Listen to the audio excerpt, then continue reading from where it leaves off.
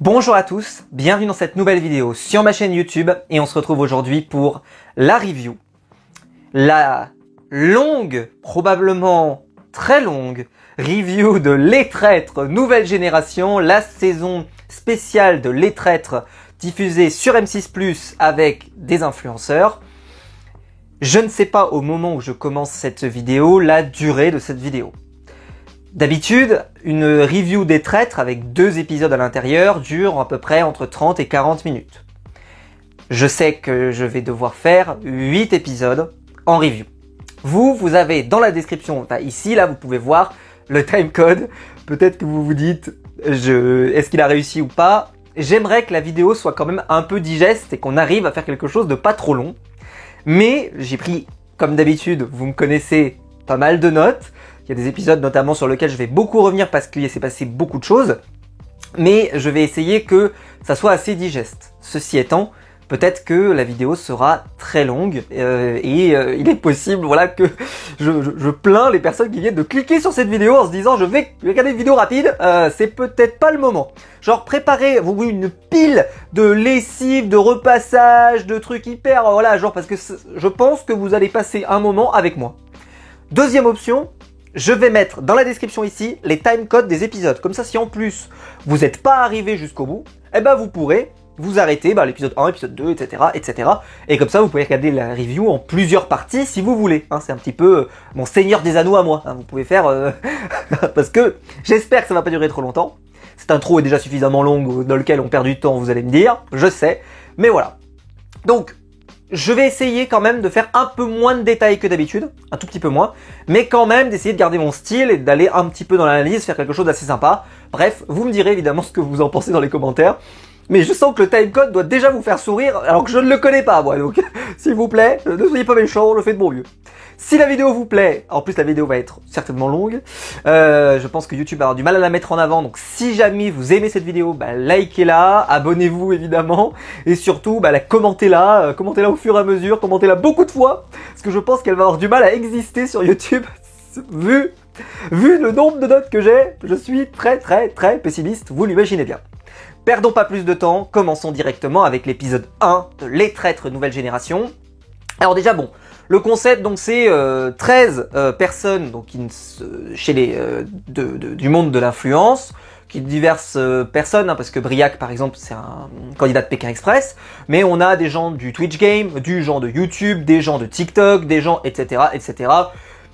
Ce qui fait que moi, les 2 remarques que j'avais fait sur ma vidéo, qui restent toujours tout à fait logique, c'est la vidéo que j'ai faite sur le casting de la saison en disant il y a un problème déjà, c'est que on va avoir beaucoup de gens qui ont à peu près le même âge, et aussi qu'il risque d'y avoir beaucoup de connivence, c'est-à-dire que beaucoup de candidats se connaissent, et est-ce qu'ils vont vraiment jouer de la manière la plus adéquate, c'est-à-dire jouer en éliminant quelqu'un parce que ils pensent qu'il est traître et cette personne, etc. Ou alors est-ce qu'ils vont plutôt y aller par notoriété, par amitié, etc., et ne pas jouer dans le sens du jeu. Et ce qui, pour ceux qui ont suivi le Review Universe que j'installe, quand Crazy Sally a eu un peu sa crise de conscience dans la dernière saison de Les Traîtres, j'ai eu un petit peu peur qu'on tombe là-dedans. Je peux déjà vous dire que le premier épisode que nous allons chroniquer aujourd'hui posait quand même question de mon côté et je trouvais que ça démarrait mal. Je vous donne mon état d'esprit à chaque épisode. On va voir s'il va évoluer au fur et à mesure pour savoir. Petit spoiler, je peux vous dire que la saison est vraiment très bonne. Je vais même aller plus loin, elle est meilleure que la saison 3 que nous venons d'avoir, de mon point de vue, mais je justifierai ça au fur et à mesure. Alors déjà donc, ils se connaissent, voilà. Ça, c'est un handicap ou pas, voilà, mais je me suis dit ça risque de faire un peu de l'entre-soi, c'est ce que je vous disais, c'est que à la fin on risque peut-être de se retrouver avec ceux qui se connaissent le mieux et qui en fait n'ont pas joué dans les règles de l'art et qui ont éliminé les moins connus. On en reparle tout à l'heure. Alors, déjà, comme d'habitude, on a un peu les candidats qui vont s'exprimer, voilà, pour dire un petit peu ce qu'ils aimeraient être dans le jeu. Alors, sans grande surprise, Darko, candidat hyper joueur, veut être traître. Marie, alias Enjoy Phoenix, de façon un peu surprenante pour ma part, parce que je la connais moins peut-être que vous, elle veut devenir traître. Je lui ai dit tiens, parce qu'elle en fait, elle en a marre de se faire trahir et donc elle a envie de devenir traître. Je lui ai dit pourquoi pas, ça peut être intéressant et peut-être qu'elle pourra passer sous le radar. On a, je trouve, quelque chose de hyper important. C'est que vu que c'est une saison un peu particulière, qui peut s'adresser peut-être à un public qui n'a pas regardé les Traîtres précédemment, contrairement à moi qui ai fait la review de tous les épisodes des Traîtres, vous pouvez trouver sur ma chaîne la review de tous les épisodes des Traîtres. Ça c'est formidable, je peux pas dire ça pour d'autres émissions, c'est la seule émission où je peux dire que vous avez tous les épisodes sur la chaîne. Donc n'hésitez pas, hein, si vous voulez rattraper d'autres saisons des Traîtres et que vous voulez regarder les reviews, vous pouvez, elles sont disponibles. Mais ce que j'ai beaucoup aimé, c'est que là ça peut toucher un public peut-être un peu différent. Un public qui regarde pas trop la télé, un public peut-être plus jeune, etc. Et Eric Antoine a rappelé toutes les règles. C'est-à-dire que dans Koh-Lanta, on le fait plus, par exemple. On rappelle pas tous les enjeux, comment on vote, comment machin, etc. Non, on le fait pas. Mais là, il a réexpliqué tout. J'ai trouvé que c'était pédagogique. Alors pour moi, un peu redondant parce que je connais les règles par cœur, mais c'est bien, je trouve, pour les gens qui peut-être là, par rapport à la cible qu'ils cherchent, je pense que c'était un très bon choix d'être très pédagogique. En tout cas, de mon point de vue. J'ai beaucoup aimé le moment de sélection du choix de Eric Antoine. Alors, évidemment, il y a eu le passage avec les entretiens. Notamment, j'ai trouvé Darko excellent dans l'entretien. Je l'ai trouvé très bon. Je me suis dit, voilà, il est prêt à tout et qu'il se sent capable de résister aux accusations parce que il a cette image qu'on nous dit tout de suite qu'il est manipulateur, donc un peu stratège, donc qu'il fera un excellent traître et que donc il sera pointé du doigt très vite, on en reparlera. Et il a plutôt envie, en tout cas de jouer de cette manière, et franchement un candidat en tout cas qui m'a semblé avoir du potentiel, mais peut-être trop évident qu'il serait traître. Est-ce que ça l'aiderait vraiment? J'en sais rien. Donc au final, Eric Antoine va passer sa main. J'ai trouvé que la mise en scène était exceptionnelle lors de ce passage. La musique, l'ambiance, l'atmosphère. Qu'est-ce que c'est un excellent programme, les Traîtres, en termes de construction. Et je dirais même que cette saison-là, d'ailleurs, est encore meilleure que la précédente parce qu'il y a moins d'épisodes, donc moins de temps perdu, et donc plus d'efficacité. Je le prouverai avec un cas concret. D'ailleurs, j'avais exposé ça dans les Traîtres saison 3, donc je pourrais faire référence pour vous expliquer à quel point j'ai bien plus aimé la version de les Traîtres influenceurs que les Traîtres saison 3, en tout cas les Traîtres nouvelle génération.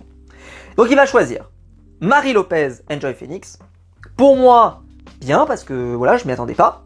Daniela, candidate que je ne connais pas, hein, je la connaissais pas d'émissions ou de trucs d'avant. C'est la femme de Nico Capone que je ne connaissais, je connais pas hein, cet univers-là, donc ça ne me parle pas. Mais c'est vrai que de premier abord comme ça, je me disais, est-ce que vraiment cette personne peut vraiment être traître? Ouais. Et donc, reste ensuite Darko, le bouseux ou Sora. Et Eric Antoine nous laisse avec ce mystère. J'adore quand il fait ça. J'adore quand l'émission fait ça. C'est-à-dire qu'elle nous laisse dans une forme de doute, de qu'est-ce qui va se passer, etc. Et je trouve personnellement que c'est excellemment bien fait. Et donc là, on a passé tout le reste de l'épisode à avoir des doutes. Alors, on nous oriente quand même. C'est-à-dire qu'à aucun instant, on peut se dire que c'est pas ni Darko, ni Bouzou, ni Sora. C'est forcément l'un des trois. Au final, donc, on réouvre les yeux hein, devant tout le monde. Et on peut constater déjà que, même si c'est Darko, le bouseux ou Sora, aucun des candidats en binôme n'est nommé. Alors que c'est un classique dans les traîtres, que l'une des personnes qui peut être en couple, ou j'en sais rien, moi, père-fils, frère et sœur, ou ce que tu veux, peu importe, il y en a au moins un qui finit toujours par être nommé. Là, non. Là, non. Donc, intéressant. Parce que ça peut être un bon contre-pied, pour ceux qui connaissent bien le jeu. Au moment donc où on revoit les gens, on peut faire deux constats. Pour nous, enquêteurs, là, parce que là, nous, on participe à l'enquête pour savoir lequel des trois. Le bouseux a un visage très fermé, semble mal à l'aise. Darko, lui, semble trop à l'aise. Et Sora, on a peu d'informations sur lui. On le voit à peu près normal, mais on peut avoir quelques doutes sur lui, mais peu de candidats et peu de personnes en ont. Il semble dégager, en plus il a précisé dans son portrait qu'il ne voulait absolument pas être traître, qu'il avait du mal avec le mensonge, etc. Donc il semble pas être la meilleure piste. Mais vu que son nom est cité, je me dis, c'est potentiellement lui, effectivement, qui peut être traître. En tout cas, les trois pistes doivent être explorées. On leur annonce aussi à ce moment-là qu'un 14e joueur va intégrer le jeu et que cette personne a pu et va pouvoir choisir son rôle dans l'émission. À ce moment-là, on va partir faire une épreuve dans une baraque hantée avec un thème un peu horrifique. il faut en fait chercher un objet dans le noir et il y a des choses qui apparaissent. Notamment la fille qui joue dans The Ring, une fille noire, avec les cheveux noirs et la tenue blanche et tout, elle fait flipper. La séquence c'est exceptionnel, c'est ce que j'aime dans les traîtres, même si ça n'a pas grand intérêt par rapport au jeu, etc. Mais je trouve que ça fait des belles séquences, c'est assez marrant de les voir jouer comme ça. On aura donc une victoire de Jill dans cette configuration, puis qui va affronter Monsieur Poff pour info, et Darko et Daniela vont affronter Marie et Briac, et c'est Daniela et Darko qui vont l'emporter. À ce moment-là, on va se retrouver avec les 3 traîtres qui vont se retrouver. Les 2 premiers se retrouvent et peuvent dévoiler leur visage. Donc on sait déjà que c'est Marie et Daniela. Et arrive la 3e personne. Et là, je fais une remarque. C'est que je me dis, tiens, qui ça va être? Voilà, voilà, il y a un suspense, gros suspense. Et à ce moment-là, pour être sincère, je me suis dit, je pense, par rapport aux accusations de tout le monde et par rapport au malaise qu'on ressentait, pour moi, c'était le bouseux, le traître. Je me fais un peu influencer parce que les autres ont l'air d'être beaucoup sur la piste du bouseux, c'est vrai. Mais je me suis dit, Darko, ça semble trop évident. C'est trop évident que c'est Darko, donc je pense que c'est pas lui. Et Sora, je sais pas pourquoi, j'arrivais pas à m'imaginer qu'il était traître. Et bon, le bouseux semblait être un choix plutôt logique. Et en plus, voilà, on va voir évidemment, lors de l'épisode 2, si ça se confirme ou pas. L'épisode 2 commence directement avec la révélation. Qui est le 3e traître, pardon. Et à ma grande surprise, c'est Sora, le 3e traître. Sora que je n'avais, pour moi, qui dégageait il dégageait de la confiance, en tout cas, j'avais vraiment confiance en lui, et je pensais qu'il n'était absolument pas traître. Ça me semblait impossible. Pour moi, c'était un loyal. Donc gros contre-pied, très bien choix de la part d'Éric Antoine, parce que je pense que c'est très difficile à voir. On découvre à ce moment-là que Daniela a l'amulette, et que donc ils peuvent éliminer n'importe qui, sauf qu'ils ont bien conscience qu'il ne faut pas dévoiler qu'ils ont potentiellement l'amulette et qu'ils savent, etc. Donc ils vont quand même en tenir compte, et toutes les personnes qui sont rentrées vers l'antichambre pour pouvoir récupérer l'amulette ne seront donc pas éliminables, parce qu'il y aurait trop de suspicions sur le fait qu'on avait l'info. Donc on a plusieurs pistes qui vont être explorées. Eh ben non, coupure tout de suite, on n'a pas vraiment d'infos. En fait, on se réveille le matin et on n'a pas d'infos sur pourquoi et comment. Qu'est-ce qui s'est passé? On n'a pas d'infos. Ce que je trouve regrettable. Et ce qui a laissé la porte ouverte à ce que je vais dire maintenant, eh ben, pour moi, quand ils ont éliminé Dany, je me suis dit, ah bah, ce que je vous ai dit se révèle être vrai. C'est-à-dire que l'entre-soi, eh ben, on le ressent là. La personne la moins connue sur les réseaux, la moins imbriquée avec tout le monde, c'est lui. Donc je suppose que le prochain à partir, ce sera... En tout cas, à ce moment-là, je m'imaginais que ça serait Briac. Parce que, bah, pareil, moins dans le Twitch, YouTube game. Et puis, potentiellement, Monsieur Poff, qui est peut-être un peu plus dans son univers et dans son coin, etc. Et je me suis dit, vous allez voir, en fait, on va avoir une sorte de danse avec les stars. C'est-à-dire que vous faites éliminer par rapport à votre niveau de notoriété. Ce qui n'est pas normalement l'esprit du jeu des traîtres. Donc, ça démarrait très mal. Nous allons voir si ça va se confirmer par la suite. Mais, à ce moment-là, j'ai dit... Ça pue, mais ça pue grave, ça pue grave. Je me suis dit là, franchement, je peux presque vous donner le nom de la table finale. Parce que, il suffit juste de prendre la notoriété des candidats et globalement, je peux les trouver. Par exemple, je me suis dit le monde à l'envers, les deux, ils sont quasiment sûrs de partir tout de suite. Pourquoi? Parce que, je pense qu'ils sont moins dans le YouTube game, on va dire, de ce Twitch YouTube game dont on peut parler, où il y a beaucoup de vidéos en crossover. Ils sont un peu dans leur coin aussi. Donc, à mon avis, voilà. Mais je me suis dit, mais vous allez voir, ça va être terrible. On va vraiment avoir une table finale qu'on pourrait presque deviner. Donc j'étais assez inquiet. Nous allons voir si ça va se confirmer. Le matin, pour info au réveil, Valentin va exposer 3 pistes. Le bouseux, Jill et Jenny. Alors, ce qu'on peut dire, monsieur l'enquêteur Colombo, c'est que il a réussi à toucher sur aucun bon prénom. Donc déjà, c'est très bien. Et les traîtres vont très vite le dire, c'est que beaucoup de loyales et de loyaux qui vont s'exprimer, qui vont danser des pistes, etc., sont des pistes qui sont mauvaises, et donc ils n'ont rien à faire, juste à rester en arrière-plan, laisser les autres travailler, et après, vu qu'en plus ça ne mène à rien, ils en auront les fruits en fait. Et ce sera pas eux qui auront lancé les initiatives, etc., etc. On en reparlera parce que ça aura une influence assez importante sur la suite du jeu. Cette façon de jouer, d'accord? Cette façon de jouer aura une influence majeure. Mais jusqu'à ce moment-là, je disais, c'est plutôt un bon choix, parce qu'en fait, ils vont laisser les autres traîtres, les autres loyaux, excusez-moi, jouaient. Et vu qu'ils se plantent, bah, ça ne sert à rien de dévoiler trop ou de trop s'impliquer, laissons-les faire. Et puis comme ça, on pourra utiliser ces arguments et continuer d'appuyer et voter pour que bien loyal soit éliminé à la fin. Le matin arrive donc la 14e personne, Andy raconte, qui avait déjà fait les traîtres. On ne sait pas quel rôle elle a choisi, nous non plus. Donc on ne sait pas, est-ce que c'est une loyale ou est-ce que c'est une traître. J'ai eu... La seule chose qu'on a comme information, c'est quand on l'entend rentrer, elle dit « Je suis là pour finir le travail », entre guillemets. Ce qui pour moi a sous-entendu, mais je pouvais pas être sûr, vraiment, qu'Andy était venu pour être à nouveau loyal et gagner. Mais, je me suis dit, quand même, le truc le plus sympa dans les traîtres, c'est certainement d'être traître. Je me suis dit, tu reviens, pour moi, t'as envie d'être traître, très probablement. Et je me suis dit, Andy, il y a quand même un monde où elle choisit d'être traître, et donc j'ai eu beaucoup de mal à choisir. Et je me suis dit, le contenu de l'épisode va peut-être m'aider. Parce que je me souviens d'une Andy extrêmement pugnace, enquêtrice, etc. Et je me suis dit, bah, si on ne voit pas trop ce trait de caractère-là, c'est peut-être une indication qu'elle est plutôt passée du côté traître, et qu'elle joue bah, comme les autres traîtres d'ailleurs. On en reparle tout à l'heure. À ce moment-là, Daniela va faire un truc improbable.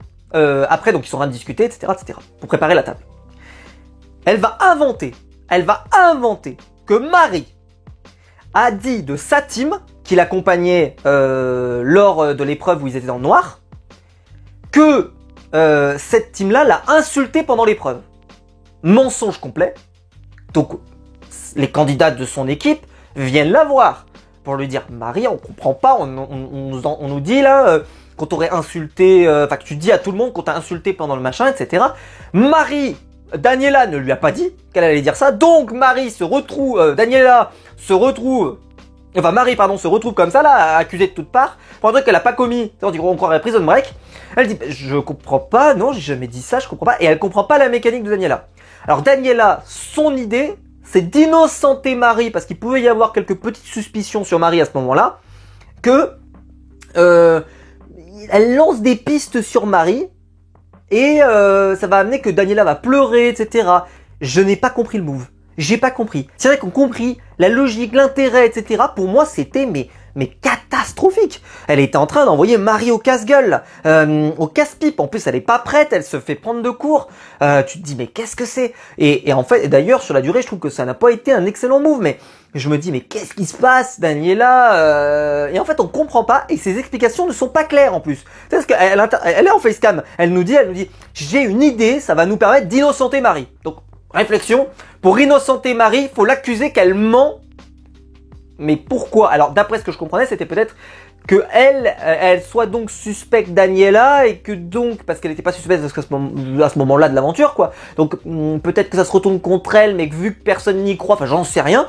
Mais je trouve qu'elle a fait une strat, là, j'avais jamais vu, et pour moi, c'était suicidaire. C'était complètement dingue. J'étais devant mon écran, j'ai dit, mais c'est pas possible. Elle est en train de faire n'importe quoi. On va avoir une épreuve de blind test avec Briac, qui, je découvre que Briac n'écoute aucune musique. Voilà, il écoute aucune musique. C'est un trait de caractère que nous avons en commun, mon petit Briac. Donc, si on fait un blind test tous les deux, je pense que ça va durer une plombe. Et c'est une épreuve, donc on a appelé les sièges de la sentence. Donc, Briac et Sora, qui eux, voilà, sont prêts à s'asseoir sur la chaise, et il y a des personnes qui doivent découvrir des chansons qui doivent être reconnues, voilà. Qui sont joués par des instruments, etc. Donc voilà, ils vont devoir retrouver ces chansons. Et qui sont des chansons de films, enfin des chansons de films, qui sont des chansons d'univers, des chansons connues, voilà, etc. Mais des chansons, pas forcément de films d'ailleurs, des chansons globales, enfin des chansons, je veux dire des hits, pardon, excusez-moi. Donc, mais de plusieurs époques, voilà. Et si jamais ils échouent, ils se font recouverts de choses horribles, de caca, d'insectes, etc., etc. Bon. L'épreuve était sympathique. J'aime bien l'état d'esprit de Briac. Depuis le départ du jeu, je l'aime bien. Déjà dans la maison hantée, il est surmotivé, il a envie de gagner, etc. Là aussi, vraiment, il est surmotivé. Je le trouve hyper investi dans les épreuves. C'est peut-être pas le meilleur enquêteur à ce moment-là, parce qu'on le voit très peu enquêter, mais par contre dans le côté investissement dans les épreuves, là-dessus il est plutôt investi, et je pense que voilà, c'est pas si mal, c'est plutôt cool d'avoir quelqu'un aussi comme ça qui est assez motivé et surmotivé par les épreuves. C'est un côté qu'il a évidemment hérité de Pékin Express. Valentin, il a toujours ses marottes du matin, et pour lui, il doit lancer une attaque donc sur une des 3 cibles qu'il a estimées, et il veut choisir Jill. Pourquoi? Alors parce que Jill, quand il est sorti de l'antichambre, Jill l'a regardé de façon extrêmement attentive pour savoir s'il avait l'amulette ou pas. Alors j'ai fait une remarque, moi tout de suite, je me suis dit, mais tu sais très bien que même s'ils savent ou pas que tu as l'amulette, probablement qu'ils ne vont choisir aucune des personnes qui sont dans cette pièce, puisque tu ne peux jamais être sûr, donc ça serait un coup d'épée dans l'eau.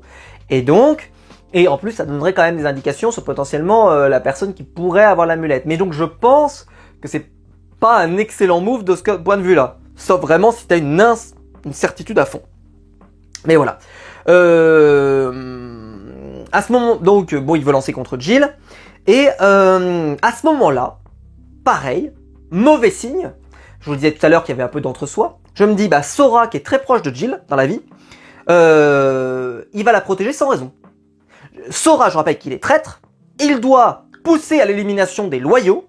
Et là, il y a un loyal qui est menacé. Et il veut garder ce loyal. Alors je me dis, il peut y avoir un raisonnement. C'est parce que Jill est une alliée fidèle et que donc il peut vraiment miser dessus sur la suite de l'aventure et ça lui permettra d'avoir un vrai bouclier, quelqu'un avec qui avancer. On a déjà eu ce genre de configuration. Je me souviens de Jujufit 4 notamment, qui avait vraiment accompagné avec elle certaines de ses copines pour l'amener jusqu'au bout. Et comme ça, ils se sont vraiment portés jusqu'au bout et sans aucun doute sur la personne. Là, Jill ne semble pas non plus avoir une foi indéniable en Sora. Donc là, on se dit, mais encore une fois, on a l'impression qu'ils essaient de sauver des gens parce que ce sont leurs amis et pas parce qu'ils jouent correctement. Et ça m'a rendu dingue, mais ça m'a rendu dingue. J'ai dit, c'est pas possible, ils comprennent pas le jeu. Là, on est en train d'assister à un naufrage. Les candidats, ils sont en train de jouer avec leur notoriété et c'est pas ce qu'il faut faire. Mais bon.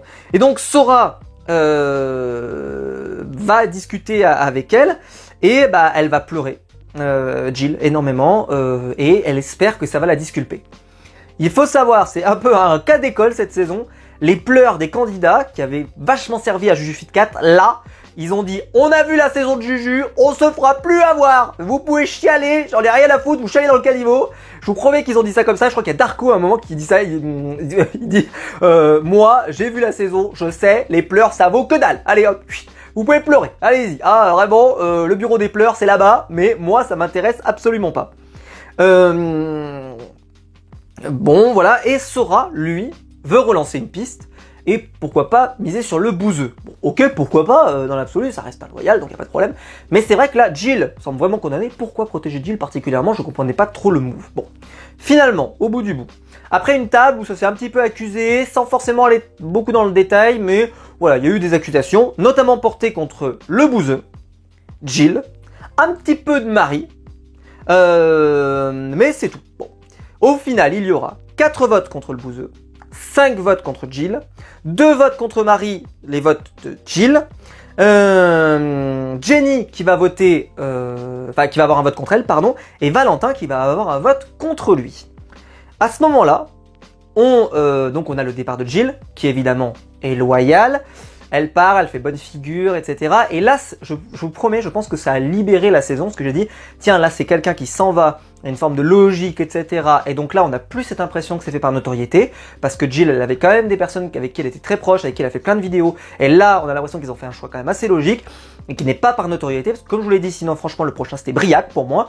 Et là, j'ai dit, là, la saison est en train de vraiment démarrer. Pour moi, la saison... j'arrive à comprendre. Comme je vous l'ai dit, Dany, je sais pas pourquoi ils l'ont éliminé, parce que Dany, mais je pense que c'est vraiment par notoriété. Là, c'était le moment où on peut se dire, ils se sont vraiment dit, on est là pour jouer, on est là pour démasquer les traîtres, et on rentre dans le jeu, et on se donne à fond. Et à ce moment-là, on se retrouve pour la séquence du bannissement, et donc les 3 traîtres se retrouvent, et un 4e traître arrive. Et est-ce que c'est donc Andy? Pas. Et là, je me suis fait une remarque et je vois arriver donc quelqu'un en capuche. Et je dis, je pense qu'Andy est traître. Alors, à l'audio, ils disent, ça peut être Eric Antoine. Alors, je connais un peu Eric Antoine, et Eric Antoine est très grand. Mais quand je dis très grand, c'est que vraiment, il fait partie des hommes qui sont vraiment, vraiment grands. Je connais pas la taille d'Andy, je la connais pas. Mais on va dire qu'elle doit être d'une taille d'une femme à peu près normale, et pour moi, elle serait beaucoup plus petite qu'Eric Antoine. Beaucoup plus petite. Parce que comme je vous l'ai dit, Eric Antoine il est vraiment très grand. Bien plus grand qu'un homme normal. Je sais pas combien il fait, mais je sais qu'il est très grand. Je l'ai déjà vu dans des incroyables talents, etc. Ou même juste à côté des gens, où il pose à côté des gens, et vous voyez vraiment qu'il a au moins une tête de plus. Et là, je vois que la personne qui arrive est à peu près de taille, j'allais dire, normale. Et donc, ça a réussi à me convaincre, et j'ai dit, ah bah Andy, elle est arrivée comme traître. L'épisode va se terminer là-dessus, cliffhanger, on sait pas. Mais j'ai dit, je pense que c'est pas Eric Antoine. Il est trop grand, Eric. Il est trop grand. C'est pas possible. Et donc, j'étais persuadé, et je suis persuadé, Andy, j'ai raison, c'est certain, Andy, elle est traître. Alors pour moi, au tout départ, je me disais, au départ de l'épisode, j'ai dit, Andy, elle est... Non, pour moi, Andy, par rapport à ce qu'elle vient de dire, elle est loyale. Mais voir arriver cette personne, et voir arriver, je me dis, allez, c'est forcément elle. Je la vois arriver. Je me dis, elle est pas assez grande, c'est sûr, c'est Andy. Réponse à l'épisode 3. Pour info, ces 2 premiers épisodes ont été diffusés sur M6, juste après la saison des traîtres. Moi, je les ai pas regardés immédiatement après les traîtres parce que j'étais assez fatigué. En fait, le long The Reunion m'a tué. Voilà, j'y arrivais plus, ça m'a saoulé et en fait, j'étais plus dedans. Donc, j'ai préféré me reposer et me relancer plus tard sur cette saison. Et je pense que j'ai bien fait parce que j'étais complètement bien dedans, etc. Je me lance donc sur cet épisode 3, j'ai laissé un peu de temps entre l'épisode 2 et l'épisode 3, donc c'est fait que le cliffhanger a vachement marché sur moi, j'avais hâte d'aller à la suite, et bah on n'a pas la réponse. Voilà, on démarre l'épisode, on n'a pas la réponse. Ah ouais, comme ça là, ah ouais, putain mais moi là je suis chaud, qu'est-ce qui se passe, on n'a pas la réponse, purée. Ah mais franchement j'ai été comme un dingue, j'ai dit mais c'est, franchement sans déconner on n'a pas la réponse. Donc on va au petit-déj, direct, voilà. Donc pour info le petit-déj, Valentin va accuser Jenny, donc son binôme du monde à l'envers. Mais en fait, le fait qu'il soit très très virulent, alors qu'il l'était un peu moins jusqu'à là, il s'est un peu moins montré, mais alors là, il était persuadé, il était sûr, etc. Elle est traître, j'en suis certain, etc., etc. Je la connais, je l'ai vu dans son regard, quand elle a enlevé son bandeau, j'en suis certain, elle est traître.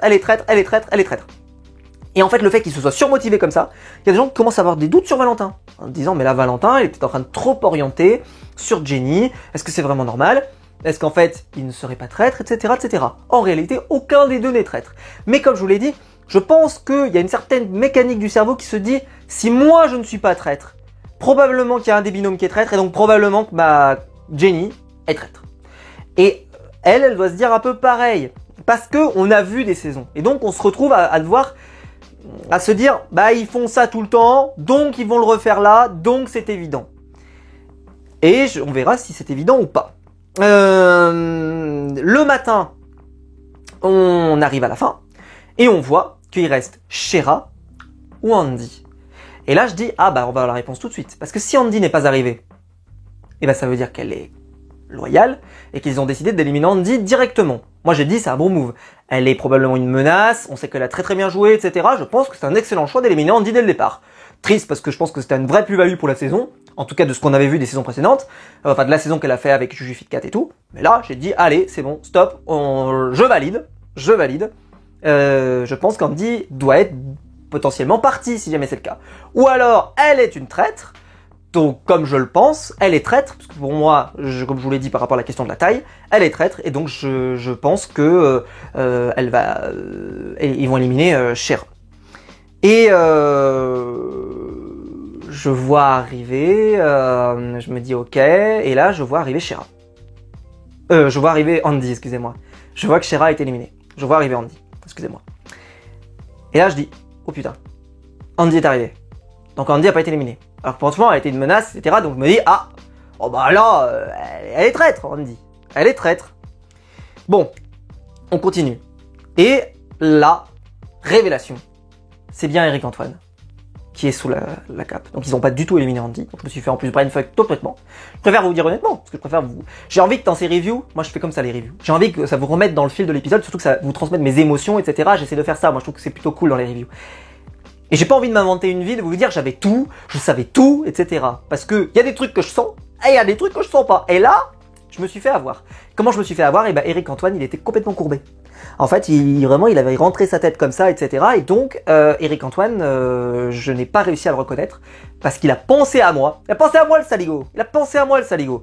Et il a fait semblant d'être plus petit que prévu. Et j'ai eu raison, en tout cas. Je pense que dans ma mécanique, j'ai eu raison. Mais Éric Antoine est beaucoup plus malin que ça. Et bravo à lui. Et donc, Andy est bien loyal. Elle est revenue en tant que loyale, comme ma première intuition m'avait dit. Hein, j'aurais dû rester sur ma première intuition. La première intuition est la bonne. Voilà, retenez ça.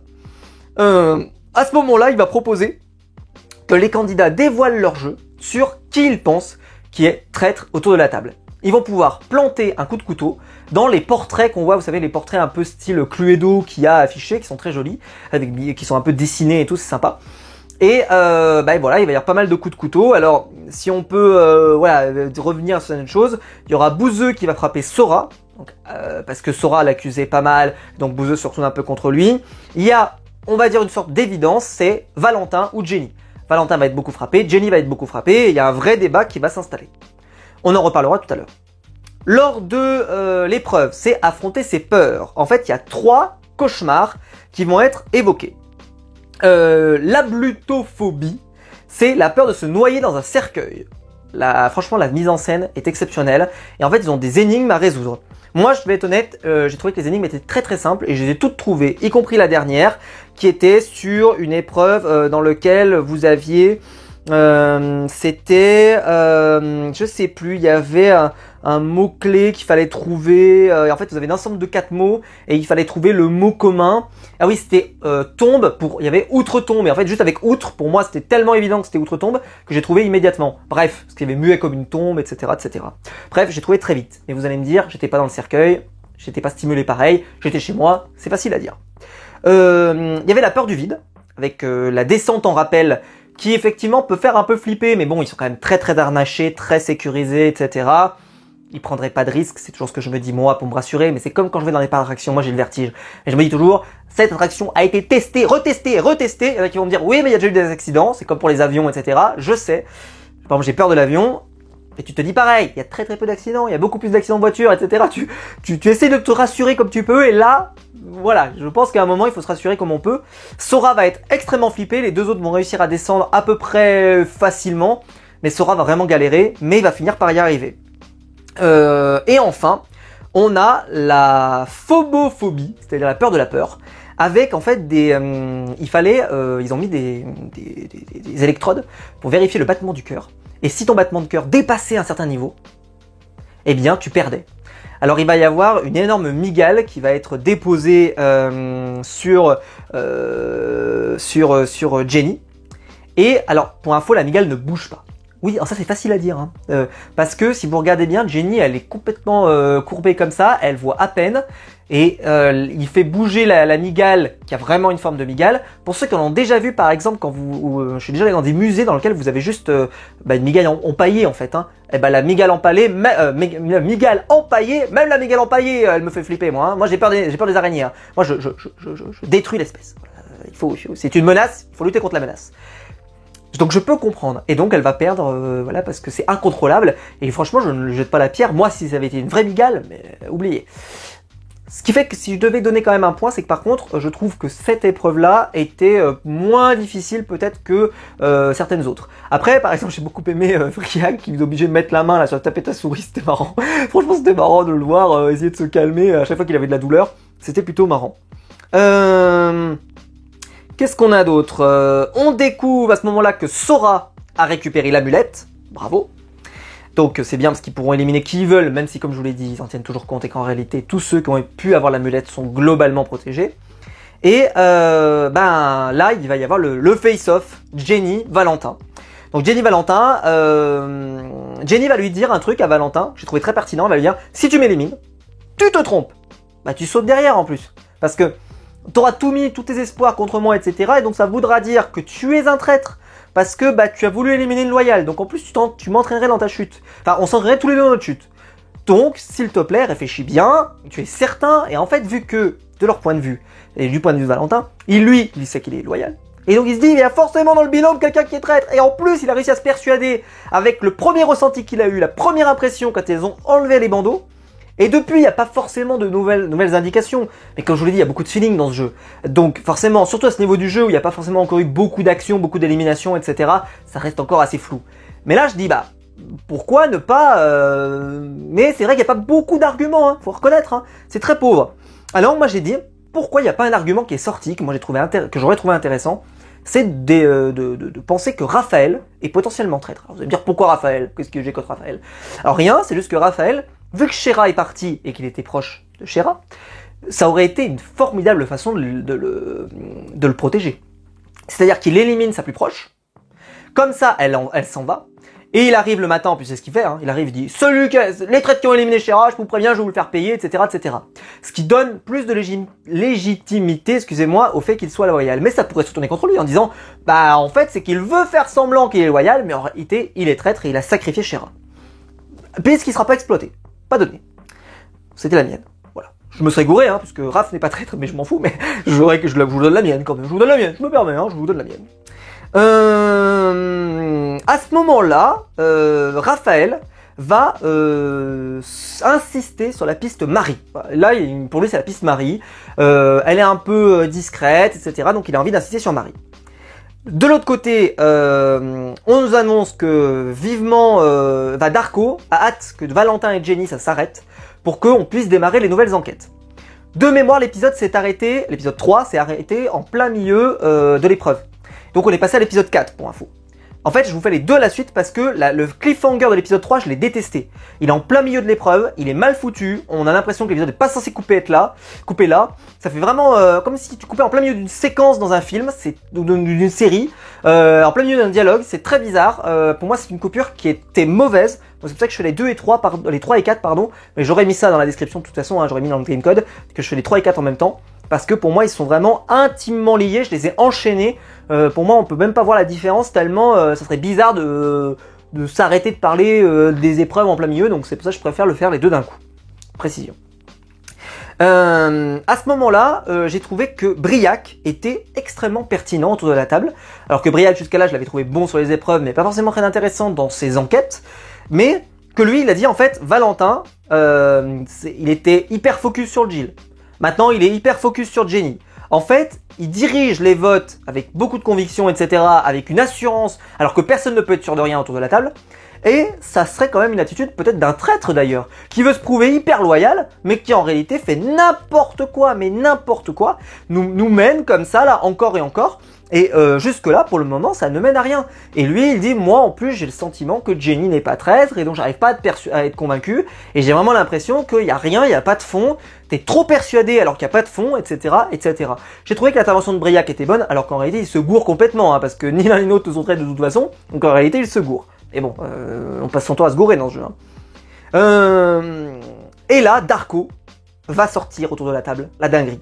Il va dire, Marie, pourquoi ? Parce qu'elle a éliminé Jill. Et ensuite, elle a éliminé Shera, qui était proche de Raphaël, pour se rapprocher de Raphaël et l'avoir dans son cercle. Donc là, j'ai dit, ah, il commence à y avoir des gens qui commencent à avoir un raisonnement qui m'intéresse. Là, il s'avère que ça tombe juste en plus, hein, donc coup de chance, entre guillemets, mais c'est un raisonnement que je trouve intéressant. Faut le creuser, ce truc-là, faut creuser, c'est intéressant. Hein, voilà, comme je vous le disais, moi, mon raisonnement sur Raphaël était intéressant, mais celui de Darko était tout aussi intéressant. À ce moment-là, donc, on va avoir le vote. Valentin, 6 votes. Jenny, 3 votes. Le Bouzeux, 1 vote. Parce que Valentin, qui a mené l'assaut, ne vote pas contre Jenny. Et là, je mets... Mais pourquoi? Et là, il y a Daniela qui va à ce moment-là, alors qu'elle est traître en plus, hein, elle va dire, mais t'as pas le droit Valentin, t'as pas le droit, là tu nous missionnes, on part en croisade et tout, et là tu nous abandonnes au bord du chemin. On voyait, alors je sais pas si elle était, parce qu'elle est un peu comédienne et tout, mais je sais pas si c'était fake ou pas, mais on sentait là, mais t'as pas le droit de nous faire ça quoi, mais attends, tu te fous de ma gueule, là tu nous as missionné, tu nous as bourré le mou, et là au moment où il faut porter les stockades, tu dis bah non moi je me retire. Mais c'est quoi cette histoire? Je l'ai trouvé incroyable, Daniela elle a fait ma soirée, je pense que j'aurais eu la même réaction, j'aurais dit mais qu'est-ce que tu fous? Et tu te dis, première dinguerie, mais deuxième dinguerie. Jenny qui se défend, décide, elle dit, moi je pense que là on s'accuse, et je pense qu'on a tort tous les deux, et que voilà machin, et j'arrive pas à voter contre toi, un peu le côté affectif, etc. Mais bon bref, peu importe. Et donc elle vote Monsieur Poff, mais sans raison, hein. Monsieur Poff prend une balle perdue comme ça, on sait même pas pourquoi. Et donc à la fin, finalement, bah, c'est bien Valentin qui est nommé, c'est-à-dire un peu le côté de celui qui a lancé l'assaut se retrouve puni. Valentin est loyal, et là Jenny dit mais tu vois, elle dit mais je le savais, enfin je le sentais, moi j'ai jamais insinué qu'il fallait voter contre Valentin, enfin. Et donc elle se retrouve plus ou moins dans la situation qu'elle dénonçait elle-même en disant à force que Valentin tu enchaînes, bah tu vas te retrouver la cible. Et elle dit bah elle se retrouve dans cette situation où elle va devenir potentiellement la cible à abattre.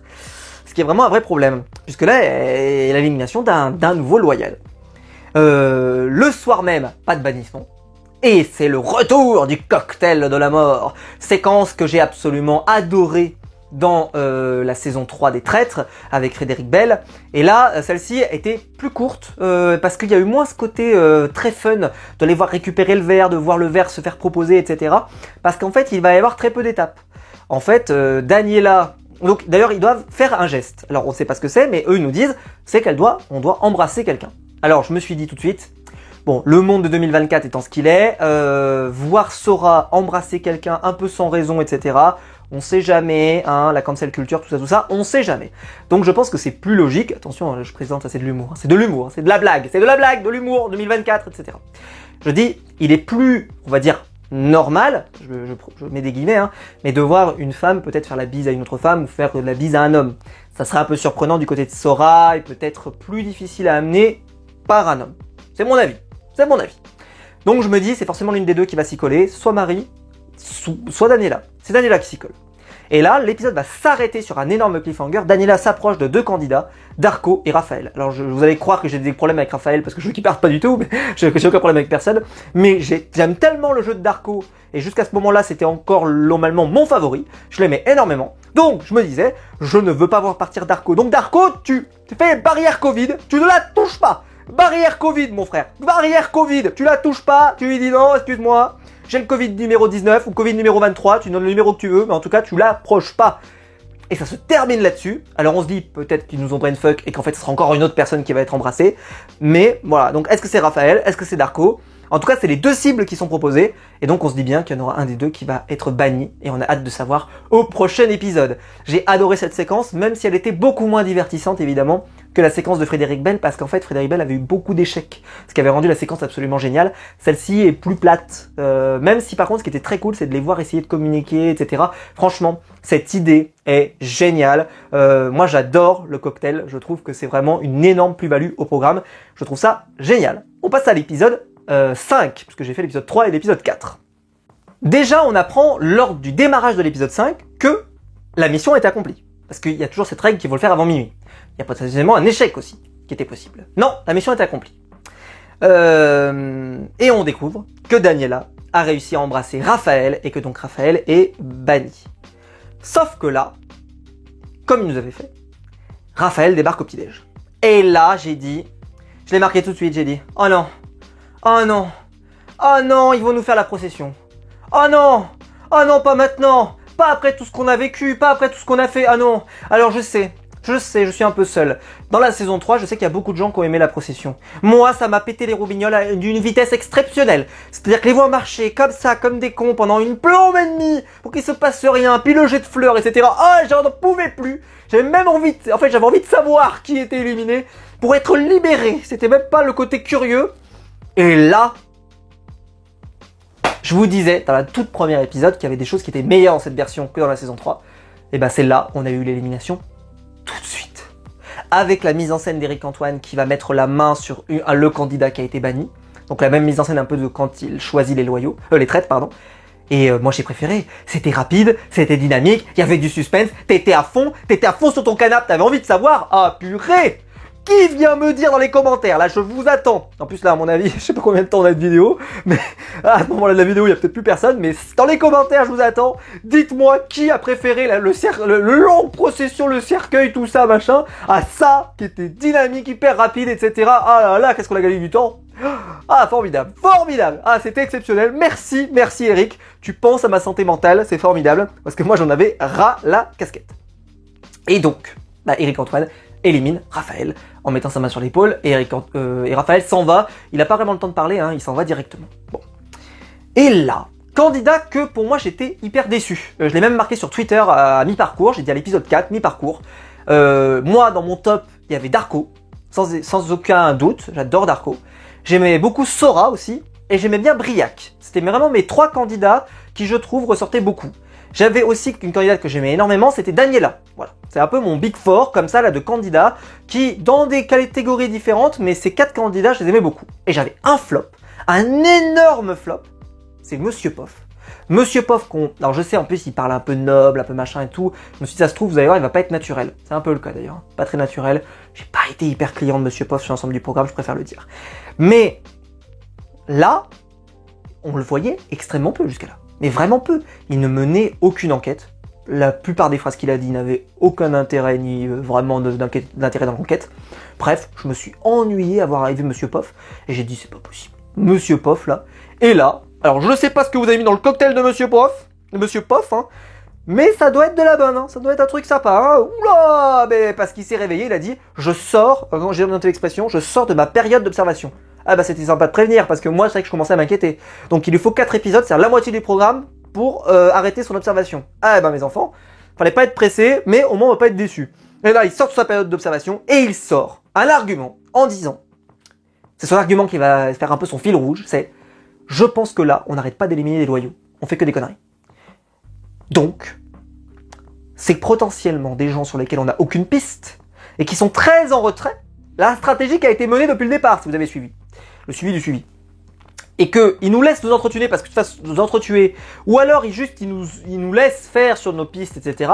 Mais toutes les personnes sur lesquelles on n'a pas vraiment de piste et de direction, et qui sont restées en retrait et qu'on n'explore pas, un peu ce qui a été sorti comme argument aussi dans la saison 3 d'ailleurs, sont certainement des traîtres. Et ce qui est exactement la façon dont jouent les traîtres dans cette saison. Donc, très bonne analyse de Monsieur Poff. On précise, Eric Antoine, que lors de la séquence de bannissement, lors du cocktail, ça s'est produit par un geste mortel. Il est resté beaucoup moins précis que ce qu'il a fait avec la pauvre Frédéric Bell, dans lequel il avait dit qu'il y avait eu un empoisonnement grâce à une boisson. Là, et donc ce qui avait franchement jeté Frédéric Bell en pâture, là, c'est suffisamment flou pour qu'ils se disent mais qu'est-ce qu'il y a eu comme geste? Alors ils auraient pu quand même essayer de trouver que c'est le baiser de la mort et trouver quelqu'un qui s'est fait embrasser. Sauf que, petite remarque, Raphaël va s'en aller. Il part tout de suite. Il n'a pas le temps de le remémorer, il n'a pas le temps d'en parler. D'ailleurs, j'en reparlerai plus loin, mais je me disais, ça c'était l'événement-là. Raphaël, on va le revoir plus tard. Je vous laisse deviner où, pour moi, où il semblait évident que Raphaël allait revenir. On verra si ça se produit ou pas. À ce moment-là, je vois Raphaël s'en aller et je me dis Darko va peut-être se souvenir. Et Darko, il va à un moment nous faire une sorte de fausse joie comme ça. Il dit, je me souviens, il y a eu un geste, ouais, Raph et tout. Est-ce que c'est pas un moment où il s'est retrouvé tout seul? Il part pas forcément sur des bonnes pistes. En interview, il part sur quelques pistes. Il dit, bah, est-ce que c'est, je sais pas, quelqu'un qui m'a touché, quelqu'un qui m'aurait embrassé, quelqu'un qui aurait dit, moi, j'ai rien fait de tout ça, etc. Et il arrive pas à se souvenir. Il dit, j'arrive pas à me souvenir. Et donc, contrairement à la séquence qui avait définitivement éliminé Frédéric Bell, là, Daniela s'en sort sans encombre de cette séquence. Et surtout qu'en plus, Monsieur Poff accuse Daniela. Donc, Monsieur Poff qui accuse Daniela pour les raisons que je vous ai citées. Et si Darko s'était souvenu que Daniela avait fait ce geste, ça aurait pu sceller le destin de Daniela, qui était pourtant la loyale pour qui, la traite, pardon, dont les loyaux avaient le pas du tout de doute à ce stade du jeu, et qui aurait donc pu se retrouver jeté en pâture, et là ça aurait pu vraiment les aider, mais Darko n'a pas réussi à s'en souvenir, et donc premier gros échec de Darko, en tout cas de mon point de vue. Je dis ça c'est facile, hein. Là je dis ça c'est facile, etc. Il faut se souvenir de tout, etc. C'était plus facile dans le cas de la saison 3 parce que Frédéric Bell avait proposé énormément la boisson, alors que là ça s'est produit en un instant. Daniela s'est rendu directement vers Darko et vers Raph pour faire la paix ou je sais plus trop quoi, et ça va très vite. Il n'y a pas vraiment d'étape et donc c'est moins voyant parce que c'est passé tellement crème. Et ça, c'est la grosse différence avec Frédéric Bell qui pensait pas que la fausse sortirait après. À ce moment-là, on propose de gagner la dague. Et j'ai adoré ce jeu, c'est le jeu du bluff. Donc il y avait 3 cloches, une cloche contenant rien, une cloche contenant le piment et une cloche contenant la dague. Ce qu'on peut retenir, c'est que, je l'ai marqué, le GOAT Darko sur cette épreuve. Ah là là, comme c'était génial. Franchement, il a manipulé, etc. Alors qu'en plus, ça aurait pu le faire deviner comme traître. Mais en fait, ça a plutôt montré qu'il était à fond dans le jeu. Les gens ne lui en ont pas tenu rigueur. Ça sera peu exploité. Parce que c'est vrai qu'il est très investi. Mais là, franchement, j'ai adoré le voir jouer. Franchement, il était hyper bon. Très très dur à déceler s'il mentait ou pas. Franchement, il était excellent. Mais c'est Monsieur Poff qui va récupérer le truc. Et qui va réussir. Parce que pour info, il va bluffer le bouseux, Marie et Briac. Le bouseux qui va dire ouais moi je savais machin etc. Bon peu importe, on pourra jamais vérifier si c'est vrai. Et Monsieur Poff va gagner finalement. Donc bravo à lui, il se réveille sur cet épisode. Et Eric Antoine raccueille tout le monde autour de la table et là j'ai relevé cette phrase qui m'a fait rire. Bon pour le moment vous avez éliminé un loyal, puis un loyal, puis un loyal, puis etc. etc. Bon statistiquement vous vous rapprochez du moment où vous allez y arriver. Et je trouvais que c'était très trop lent, parce que c'est vrai que jusqu'à là, ils n'étaient pas forcément excellents.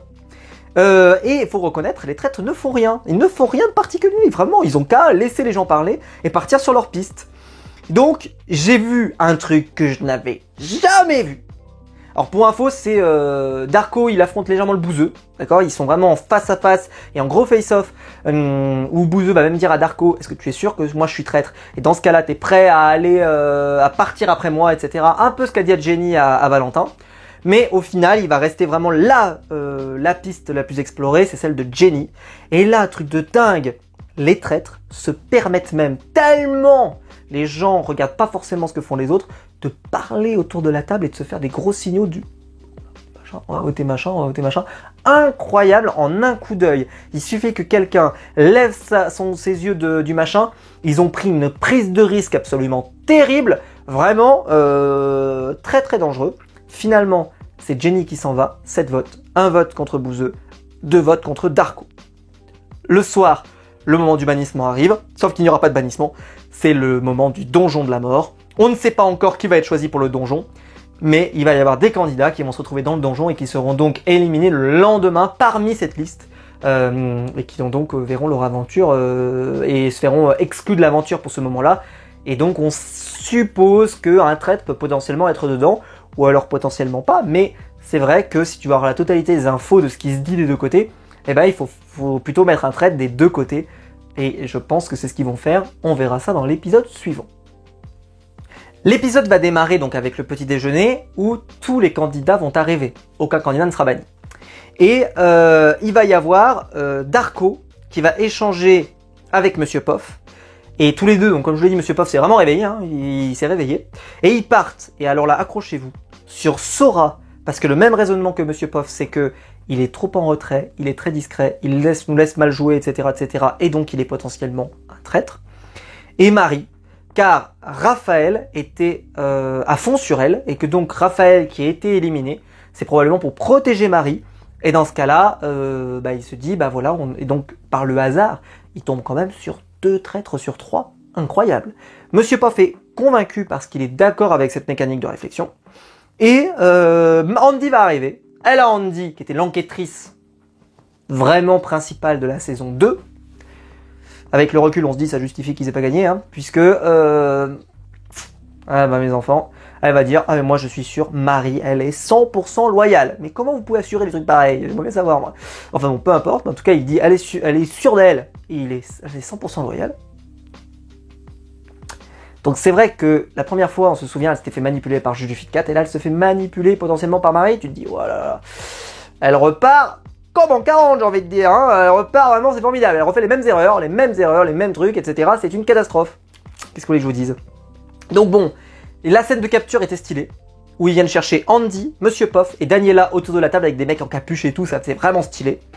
On va avoir alors un truc, bon, les flatulences de Bouzy, oui, on va avoir un best-of des flatulences de Bouzy. C'est ça qui aurait, vraiment, on a les séquences qu'on mérite. Puis on a des petites épreuves pour les candidats restants. On a eu la cabine à odeur horrible, dans laquelle il faut rester dedans, c'est Darko qui va y aller. Le milkshake de la mort, avec que des trucs horribles dedans, de la moutarde, de l'arissa, des trucs... Enfin, l'horreur, c'est Briac qui va y aller. Briac qui dévore ça. Bon, j'ai envie de dire, quand tu bouffes dans Pékin pour des saisons très anciennes, il y a des trucs, des fois, des testicules de je sais pas quoi, des trucs horribles. Crois-moi, ton truc, c'est de la rigolade ton machin. C'est de la rigolade. Je suis certain que c'est de la rigolade. Il y avait la séquence de la baignoire glacée. Avec Marie qui va se retrouver immergée dans la baignoire glacée, très spectaculaire, parce que bah ça fait plein de petits coups d'aiguille dans le corps, etc. Donc assez spectaculaire. Et enfin, un truc où en gros c'est une variante des poteaux, où il faut rester debout sur des poteaux, ça dure moins longtemps que les poteaux de Koh-Lanta, c'est bien. Là-dessus, c'est Sora qui va essayer de tenir avec, sur 2 morceaux de bois comme ça. Vous allez me dire, bah, sur 2 morceaux de bois c'est plus facile que les poteaux. Ouais, mais ils sont vraiment très très fins. Donc difficile de tenir, et il doit tenir je crois 15 secondes. Et il y arrive lui aussi. Donc tout le monde y arrive. Et donc voilà. Ils vont tous pouvoir avoir accès à l'antichambre. Marie, à ce moment-là, va lancer des accusations contre Briac. Briac qui était son allié le plus fidèle. Qui était la personne qui la soutenait malgré tout, et qui estimait vraiment que c'était sa loyale, la personne sur qui elle pouvait compter, et là, elle abandonne Briac, elle trahit Briac. Briac se sent trahi. Et donc il se dit, bah attends, elle lance des trucs contre moi, elle serait pas aussi gentille que ce que j'imagine, peut-être que ça peut mettre le doute. Et là on se dit, Marie a très mal joué. Et là elle a très mal joué, et je pense que ça se précipite légèrement, on sent que la chute peut arriver pour Marie. Elle n'est pas encore foutue, parce qu'il y a des doutes, mais on se dit la chute peut arriver, parce que là, elle s'est séparée déjà d'un allié extrêmement fidèle, sur lequel elle aurait vraiment dû faire attention. Mais donc au final, bah, Darko, le bouseux, vont remobiliser Briac pour qu'il vote contre Marie. Il est dans l'hésitation, et on comprend assez vite par rapport au mode de calcul que le vote de Briac va être décisif, qu'il risque d'y avoir un 3-3, 4-4, 3, enfin voilà, selon qui a la dague, selon qui a, etc. Peu importe, mais parce qu'il fallait récupérer la dague dans l'antichambre. Et on se dit, bah, le vote de Briac peut vraiment être décisif, surtout que Darko nous révèle tout de suite, je n'ai pas la dague, donc je ne peux pas vous assurer. Donc on se dit, waouh, si c'est Marie, c'est une traître, si c'est Sora, c'est un traître, et si c'est Briac, c'est un loyal. Là, c'est le tournant. Si jamais, franchement, Marie, elle a la dague, elle peut potentiellement peut-être se sauver, parce que c'est 2 voix en plus, enfin, cette double voix, elle peut peut-être tout changer. Mais donc, on découvre au moment du démarrage du vote que Darko donc n'a pas la dague, et que c'est bien Briac qui a la dague. Élément hyper important. Les candidats, je vous rappelle, qui étaient dans le donjon, ils vont échanger assez vite, et ils vont juste, déjà ils vont partir sur une piste que je trouve intéressante, qui sera exploitée par la suite. C'est, dans le donjon, il y a potentiellement un traître. Même si, une nouvelle fois, Andy va dire, non, il n'y a pas de traître, c'est probablement qu'on s'est trompé, etc., etc. Je trouve que c'est dommage de balayer cette piste du revers d'une main. Et deuxième remarque, elle se trompe en plus. Et donc je vous l'ai dit, là vraiment, elle en pique pas une, Andy, hein. Depuis le départ, là, c'est une catastrophe. Donc, parce que, Monsieur Poff, je pense ils se disent, il est pas traître, Monsieur Poff. Donc, il reste qui? Daniela ou moi? Et Andy, elle a confiance en Daniela. Donc, elle dit, je sais que c'est pas moi. Donc, elle dit, il y aura personne. Donc, je comprends Andy qui se dit, c'est obligé, il y a personne. Mais en fait, elle a tellement sacralisé les deux qui étaient là, que je pense qu'elle est même plus objective sur la situation. Et ça va se retourner contre elle, parce qu'on va se dire, peut-être que c'est Andy au final. C'est pas interdit. Surtout qu'on sait, là on a l'info, que c'est Andy qui a choisi son statut. Est-ce qu'elle est loyale ou est-ce qu'elle est traître? Et les joueurs peuvent se dire, moi si j'avais choisi, j'aurais choisi d'être traître. Il y a vraiment une opposition forte entre Marie et Darko. Et on a l'impression que ça va se régler là. Un peu comme ça s'est fait avec Valentin et Jenny, c'est-à-dire que il faut forcément qu'il y en ait un des deux qui ait raison, alors que peut-être aucun des deux n'a raison, mais il faut que de toute façon l'une des deux pistes soit exclue, soit ignorée, et donc c'est soit Darko, soit Marie qui a raison, et on va le savoir à la table. Et donc Marie veut mobiliser toutes ses forces contre Darko, et elle pense que Sora, elle pense aussi que potentiellement Daniela, même si elle peut pas discuter avec elle, vont voter Darko parce qu'ils étaient partis un peu sur cette piste-là, parce que c'est un joueur dangereux, etc., etc. Et pour info, autour de la table, Briac va accuser Sora, truc élément important parce que Sora était assez peu cité jusqu'à ce moment-là. Et l'épisode se termine avec un cliffhanger, Darko ou Marie. Est-ce que Sora va se retourner contre Marie? Parce en fait, il y a tellement d'attaques contre Marie, tellement, qu'on se dit peut-être que les traîtres vont se retourner contre Marie pour se protéger.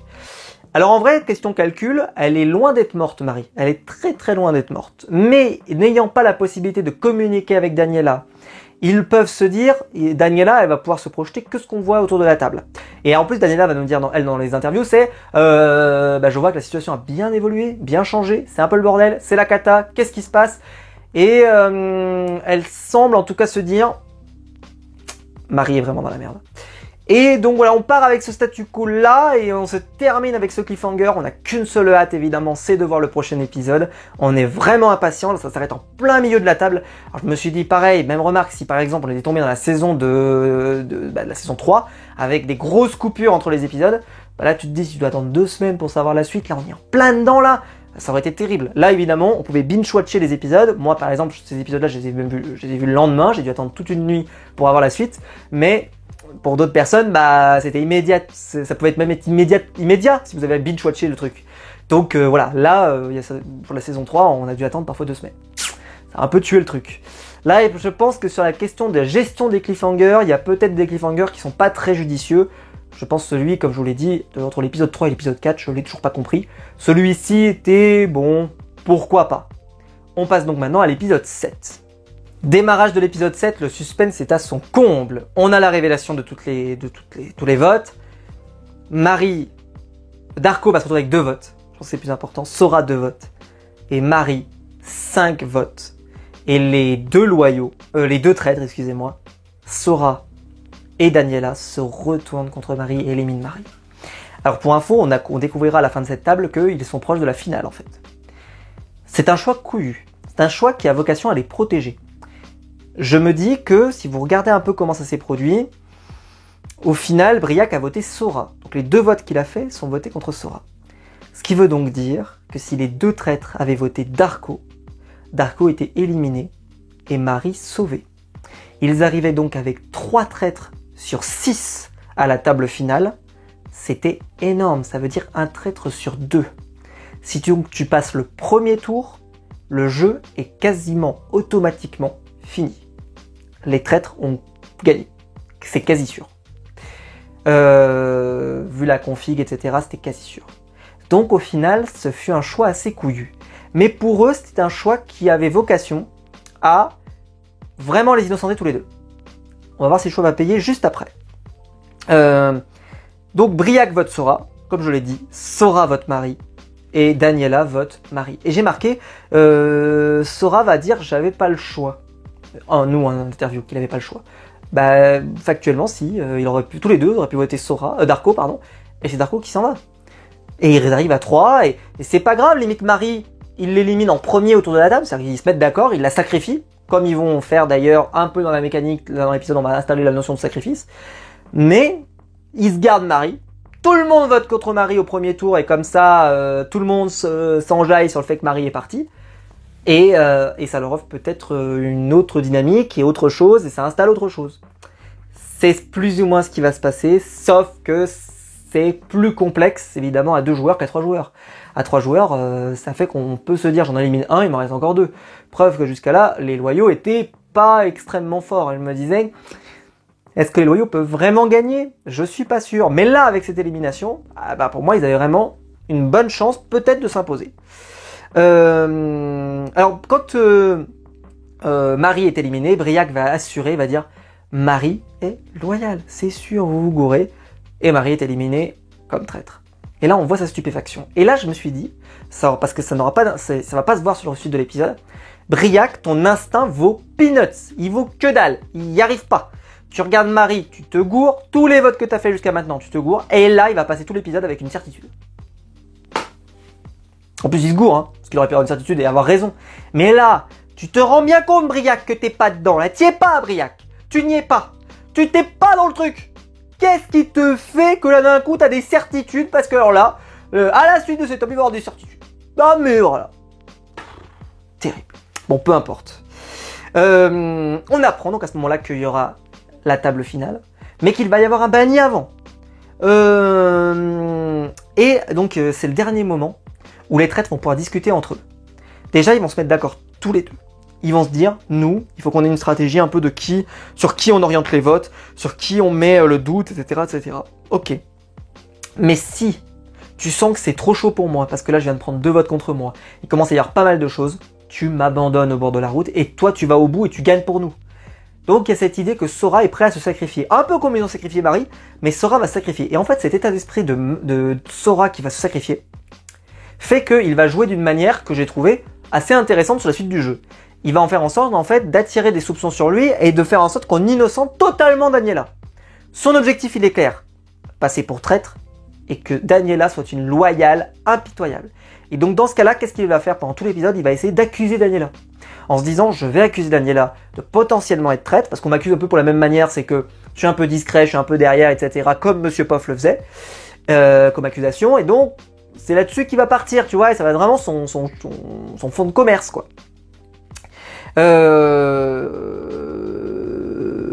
Qu'est-ce que je vous ai pas dit? Donc, à ce moment-là, il reste, je rappelle que le donjon, vu que du donjon reste Monsieur Poff ou Andy, qui va partir, et c'est Monsieur Poff qui s'en va. Monsieur Poff qui était effectivement quand même une menace, entre guillemets, mais qui effectivement à ce moment-là était passé à l'offensive, avait plutôt une analyse quand même clairvoyante du jeu, notamment sur Sora, et en plus sa façon de voir le jeu, que les gens les plus discrets sont potentiellement les traîtres, allait potentiellement mener à Daniela.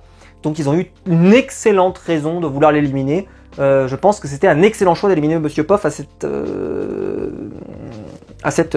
moment-là. De toute façon, ils pouvaient choisir que l'un ou l'autre, et je pense qu'Andy, vu qu'elle pique pas un truc, on peut la garder. Pas grave, vous pouvez la garder, vous inquiétez pas, elle est complètement dans les choux. Et donc, il reste qui il reste Daniela ou Andy, puisque Daniela est traître. Donc, Monsieur Poff fait partie. Donc, potentiellement, ça peut être l'une ou l'autre, qui peut être une traître. Alors, est-ce que c'est Andy ou est-ce que c'est Daniela? Ah, grande question. Et donc elle ressort du donjon évidemment en étant accusée. J'ai dit là, pour moi il est évident, mais en fait Andy elle est tellement persuadée, elle n'est pas traître, elle le sait, mais qu'en plus Daniela n'est pas traître, donc pour elle il peut pas y avoir de traître, puisque Monsieur Poff n'en était pas un, donc il n'y avait pas de traître. Et en fait cette conviction là fait que elle a du mal peut-être à être clairvoyante sur Daniela, et on se dit, est-ce qu'elle va à un moment peut-être se dire, il est possible que Daniela me manipule autant que Juju m'avait manipulé ou d'autres. Surtout qu'elle pleure elle pleure beaucoup, un peu comme Juju. Mais Juju c'était plus sincère. Elle pleure mais elle chiale à fond. Donc voilà. Briac lui, il va accuser Sora d'être traître. Et globalement, tout le monde va accuser plus ou moins Sora d'être traître. Alors il va bien s'en sortir. Il va essayer de bien se défendre. Franchement, bravo à lui parce que je trouve que c'est pas facile. Daniela va pleurer énormément, sa stratégie, elle pleure, elle chiale, et Sora il prend toutes les accusations et il accuse Daniela, donc il rajoute à ses pleurs. Bref, vraiment c'est un tandem ensemble qui travaille et qui vraiment là les accusations ont du sens. Je comprends, je vous ai dit, j'avais pas compris les accusations de Daniela contre Marie au début du jeu, qui pour moi, je ne comprends toujours pas, je reste pantois devant un truc aussi stupide. Là, on comprend parce que vraiment c'est un binôme qui avance pour faire gagner une personne. On comprend sans problème. Il se considère, en fait, c'est un peu une autodestruction de Sora qui dit de toute façon là je suis vraiment foutu, j'irai pas au bout de toute façon, c'est sûr, il y a trop de doutes contre moi, donc il faut que je parte au bon moment. Et il faut que je parte en assurant ta victoire. Voilà, c'est vraiment ça le projet. Et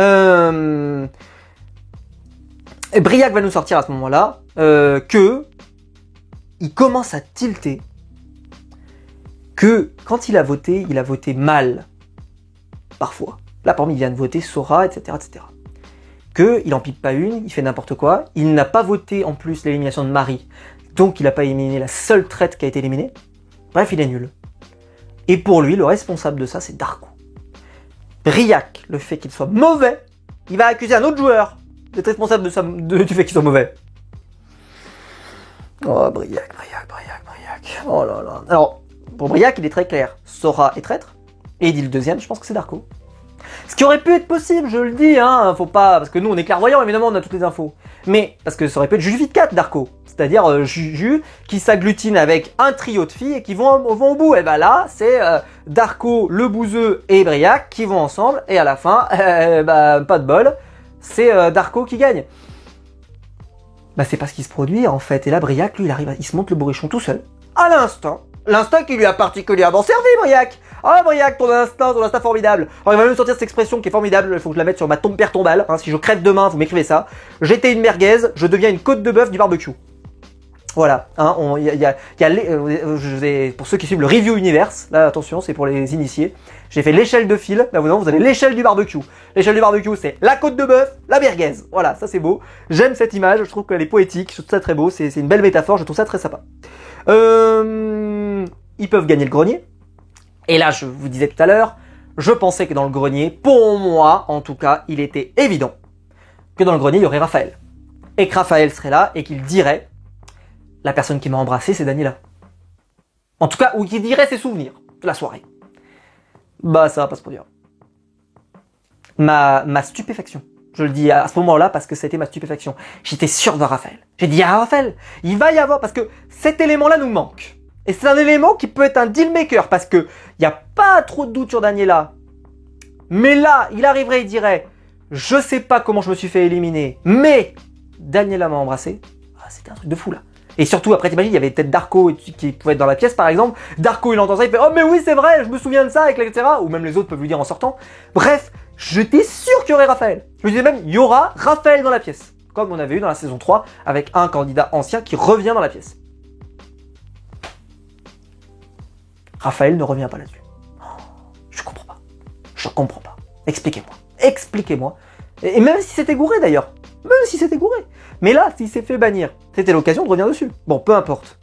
Et donc, pour gagner la clé du grenier, pour information, il fallait mettre sa main sur une table et ne jamais la bouger, peu importe ce qu'on vous fait subir. Des tremblements, des machins, des trucs, des manipulations, peu importe. Bon, les règles sont claires. Et là, Eric Antoine nous annonce, un peu comme si moi, à ce moment-là, je fais: mais est-ce que... Attendez. J'ai vraiment allumé ma caméra? Est-ce que j'ai vraiment allumé mon micro? Attendez. Je suis pas sûr. Est-ce qu'on me voit bien dans le cadre? Je sais pas. Ça se trouve, je suis peut-être plus dans le cadre. Peut-être que ma caméra ne fonctionne plus. Bon, attendez. On va refaire la séquence. Donc, enlevez vos mains et on va refaire la séquence. Et donc, il l'a vendu comme ça, Eric Antoine. Je vous ai pas dit, pour ceux qui suivent le review de toutes les saisons que j'ai fait de Les Traîtres, j'adore Eric Antoine. Eric Antoine, c'est le GOAT absolu, je l'adore, il est trop bon dans cette émission. Et là, on l'a vu, qu'est-ce qu'il était génial. Mais je vous parle même pas, je vous ai cité tout à l'heure les petites punchlines qu'il a fait, etc. Mais franchement, il a été exceptionnel, il a été exceptionnel. Il est exceptionnel. Il est le meilleur, pour moi, le présentateur de ce programme-là. J'adore son style. Alors, faut aimer le style Eric Antoine, hein. Je peux comprendre, peut-être certains aiment peut-être plus d'autres animateurs qui peuvent présenter ce format. Mais pour moi, Eric Antoine, il a installé une atmosphère, un truc qui est propre qu'à lui, et vraiment je trouve qu'il a... Oh, mais c'est celui qui marquera le plus de son empreinte ce programme, j'en suis certain. Sauf qu'en fait, c'était un piège. Et alors Darko est motivé, il dit: mais peu importe ce qui va arriver, moi je laisse ma main, etc. Et en fait Darko, en entendant qu'Eric Antoine il faut refaire, bah, il enlève sa main. Et Eric Antoine dit: bah voilà, il y en a 4 qui sont éliminés tout de suite, tac. Tu vois la stupéfaction sur le regard de Darko, comme ça qu'il fait. Ah, c'était génial. Ah, franchement, la meilleure séquence de cette saison. Et c'est pour ça que je disais que j'ai préféré ça à la saison 3, parce que je trouve qu'il y a eu des super séquences. On nous a pas imposé la longue marche funèbre que moi j'ai pas aimé. Et ça, en plus, ce jeu-là, je l'ai trouvé génial. Vraiment génial. Et donc, bah, j'ai vraiment trouvé que c'était à mourir de rire. Parce que c'était le piège et tout, c'était marrant. Puis, bah, donc les autres vont continuer de jouer, etc. Et pour information, c'est Daniela qui va récupérer la dague d'une traître, et en plus la traître la plus cachée. Je me dis, ouh, elle arrive avec un gros potentiel. Elle peut s'en sortir. En plus sur la musique de Saw, vous le savez pour certains que j'adore la saga Saw. Donc autant vous dire que j'étais hyper content dans la musique. Et quand le jeu se termine, parce que elle a récupéré une enveloppe, Daniela, donc elle n'est pas allée au bout du jeu. Elle a récupéré une enveloppe dans laquelle il y avait la dague. Et pour les autres, je rappelle que c'est le grenier, hein, qu'on cherche. Et à la fin, quand Eric Antoine dit « le jeu est terminé », aucun candidat ne lève la main. Il dit « non, mais... » Alors il va faire sortir tous les cadres de la pièce. Il dit « non, mais on lève pas la main. » Alors pour info, ils vont avoir du poil à gratter, ils vont avoir des trucs, enfin bon, peu importe. Je pense qu'ils auraient pu aller plus loin d'ailleurs dans les trucs un peu petite saloperie, mais bon, peu importe. Mais, alors est-ce que vraiment c'était un piège ou pas? En tout cas, ils sont pas tombés dedans. Tous restent. Et donc on se retrouve avec 3 candidats qui vont donc pouvoir aller dans l'antichambre: Sora, Briac qui était le troisième, excusez-moi, d'un coup, un petit moment de... Donc Briac, Sora et qui était Sora, Briac et le bouseux, pardon, je l'avais oublié, excusez-moi. Briac, Sora et le bouseux. Donc ils vont aller dans le grenier. Et dans le grenier, ils vont rien apprendre de très intéressant. Alors en gros, ça va vachement inciter à voter contre Sora. C'est bien parce qu'ils avaient déjà une piste contre Sora. Il y aura rien contre Daniela, comme moi je le disais. J'aurais aimé que Raph. Putain, il était pas là, Raph. Je revenais pas. J'étais en colère. J'ai dit putain, y a pas Raph. Y a pas Raph. Y a pas Raph. Ah, j'étais fou. Même si en plus il avait dit n'importe quoi, il avait dit le baiser. Enfin, même s'il pensait, voilà, le geste doit être éliminé, c'était peut-être ça. Peu importe. Mais merde. Raph, quoi. Ah là, j'avais jamais eu autant envie de voir Raph, je crois. Bref, peu importe. En tout cas, Briac pense à Sora et Darko en deuxième, parce qu'il pense qu'il le manipule et que, pour finir, le seul traître à la fin. Mais Briac, ton instinct vaut peanuts, bordel. Mais là, il est persuadé. Ah, mais il est persuadé, hein, il est prêt à vendre son âme et tout. Il est sûr. Briac est traître. Darko est traître. Je suis sûr de moi. Je vais éliminer comme ça. Et on va voir si la table finale va se poursuivre. Alors, juste, mon état d'esprit avant cette table finale. Je me suis dit, là, on a quand même une occasion unique. Parce qu'ils sont 6. Et il y a un trio de loyaux. Il n'y a pas un intrus à l'intérieur. Le bouseux, Darko et Briac. Briac qui est pas fiable, mais Briac quand même. À 3, ils peuvent gagner. Parce qu'ils sont 3. Alors, l'impondérable, c'est que Daniela a la dague. Ça peut être dangereux. Mais si Daniela perd son allié tout de suite, Sora, elle va se retrouver toute seule, et ces deux voix toutes seules, elles peuvent pas suffire. Il va falloir qu'elle s'agglutine au moins avec Andy, voire avec un autre joueur, potentiellement Briac. Mais en tout cas, Briac a vraiment un impact majeur sur le jeu, et il a eu un impact majeur sur toute la finalité du jeu en fait. C'est pour ça que j'ai adoré la saison de Briac. Et là je me dis, qu'est-ce que ça va donner? Mais j'étais très impatient, je l'ai marqué sur Twitter, j'ai dit, c'est la première fois que j'ai l'impression que les loyaux peuvent gagner. Mais vraiment, parce qu'ils ont les moyens de gagner. Sauf que Briac jouait tellement de façon catastrophique, mais qui rendait ça quand même divertissant, j'ai dit, c'est Briac qui va tout casser. Briac va tout casser, il va éliminer Darko, il va faire n'importe quoi. Et on va voir si ça se confirme lors de la table finale. L'épisode 8, la finale, 6 candidats. Petite particularité, la règle change. Parce que c'est pas la même lors de la saison précédente où c'était, enfin la saison qui s'est déroulée en parallèle, où il fallait arriver à 3 à la fin. S'il reste un traître parmi les 3, terminé. Ou même 2 traîtres d'ailleurs. Bon, une remarque. Là cette fois-ci c'est, on peut aller jusqu'à 2 à la fin. Si à la fin, parmi les 2, il reste un traître, c'est fini. Mais on peut aller donc plus loin que 3. On peut aller à 2. On peut même d'ailleurs s'arrêter avant. Décider de rester à 4. Si on estime, par exemple, aux 2 premiers tours, on a éliminé les traîtres, et bien dans ce cas-là, on reste à 4 et on continue et on se partage l'argent à 4. Ou alors on peut continuer et on se partage l'argent à 3, on peut continuer et on se partage l'argent à 2. Si jamais, évidemment, à la fin, il n'y a pas un traître parmi nous et parmi eux. Ce qui amène forcément le jeu plus difficile, parce que ça veut dire que les traîtres ont un risque aussi de faire un tour de plus. Et ça peut être plus dangereux. Mais pour autant, ils ont des atouts en main. Ils ont la dague, mais en fait, ce qu'on se rend compte très vite, c'est qu'en fait, Sora est foutu. Dès le départ de la table, Sora est foutu. Il va être accusé par tout le monde. Il prend des supercuts par tout le monde, même si c'est bien défendu dans la journée. Il s'est vraiment bien défendu, il a vraiment tout essayé, mais il est foutu. Ce qu'il avait bien compris, mais il est foutu. Donc il va essayer, et on se dit le travail de sap qu'il a fait pour Daniela. Voilà, c'est Daniela ou rien. C'est Daniela ou rien. Elle porte avant tous les espoirs des traîtres. Là, j'entends que donc le montant total à remporter est de 16 500 €.